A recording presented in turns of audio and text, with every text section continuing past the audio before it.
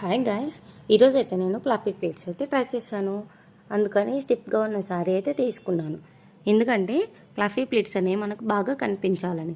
అదే normal sari ప్లీటింగ్కి fluffy ప్లీటింగ్కి process అయితే same ఉంటుంది. జస్ట్ మిడిల్లో మనం పెట్టే ప్లీట్స్ దగ్గరే చేంజ్ అవుతుంది. అండ్ ఇందులో ఏంటంటే ఇది బాక్స్ ఫోల్డింగ్ చేయము. ఫ్లఫీ ప్లీట్స్ అయితే హ్యాంగర్ ఫోల్డింగ్ చేస్తాము. నార్మల్ ప్లీటింగ్ కంటే ఫ్లఫీ ప్లీటింగే బాగుంటుంది. ఎందుకంటే మిడిల్లో మనం పెట్టే ప్లీట్స్ అయితే మంచిగా కనిపించాలని.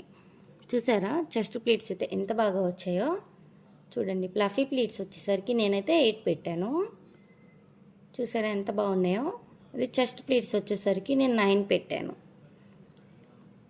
చూసారా హ్యాంగర్ ఫోల్డింగ్ అయితే ఎలా ఉందో. ఇదైతే బాక్స్ ఫోల్డింగ్ సెట్ అవ్వదు, అందుకని హ్యాంగర్ ఫోల్డింగ్ చేశాను.